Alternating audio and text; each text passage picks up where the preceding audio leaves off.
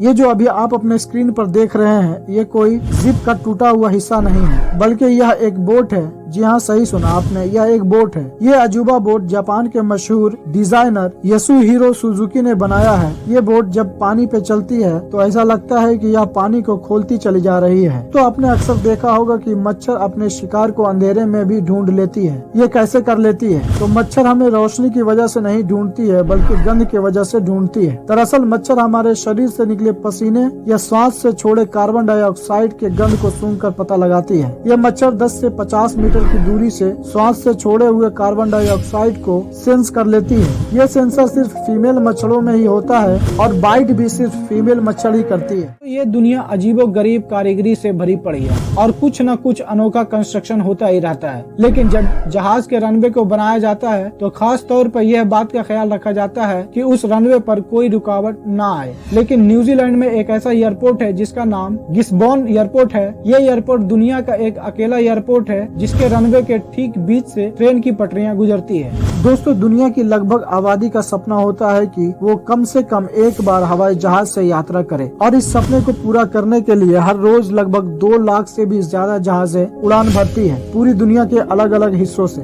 लेकिन इतना जहाज उड़ने के बाद भी पूरी दुनिया की सिर्फ 5% आबादी ही हवाई जहाज के सफर का अनुभव कर पाई। इस नदी में तैरती नाव को देख के आपको कुछ देर के लिए ऐसा लग सकता है कि यह नाव हवा में लटक रही है, लेकिन फिर गौर से देखने पर पता चलता है कि यह नाव तो नदी में तैर रही है। ऐसा इसलिए होता है कि इस नदी का पानी इतना साफ है कि जमीन में पड़े पत्थर को आराम से देखा जा सकता है। ये नदी कहीं और नहीं बल्कि भारत के मेघालय की है। ये भारत की पहली और आखिरी नदी है जो इतना साफ पानी अपने पास रखती है। ये खूबसूरत नदी मेघालय की राजधानी शिलांग से 95 किलोमीटर दूर भारत बांग्लादेश सीमा के पास स्थित पूर्वी जयंती हिल्स जिले के दावकी कस्बे में बहती है। इस इलाके में रहने वाले खासी आदिवासी समुदाय के लोग इस नदी की हर दिन सफाई करते हैं। ये नदी सिर्फ भारत में नहीं बल्कि पूरे एशिया में सबसे साफ नदी मानी जाती है।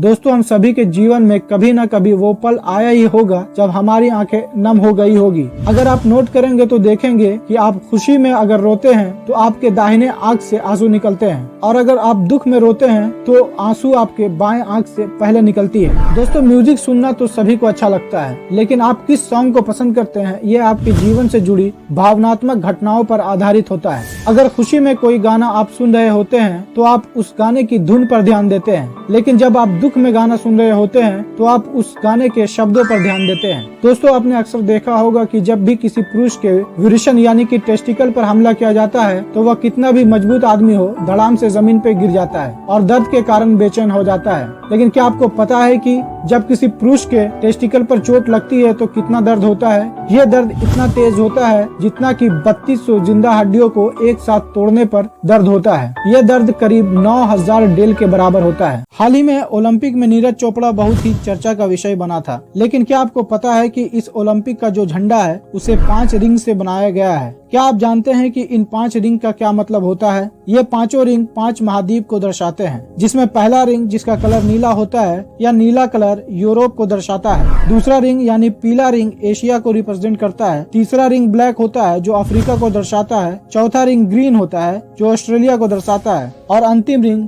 जो रेड कलर का होता है वो अमेरिका का प्रतिनिधित्व करता है। दोस्तों, आप सभी लोगों ने इंसानों को फांसी पर लटकते हुए देखा होगा, लेकिन क्या आपने कभी किसी सुअर को फांसी पर लटकते देखा है? दरअसल 1886 में फ्रांस में लोगों द्वारा एक सुअर को बच्चे के कत्ल के दोष में फांसी पर लटका दिया गया था। लगाओ तो like, share, comment and subscribe करना बिल्कुल मत भूलिएगा।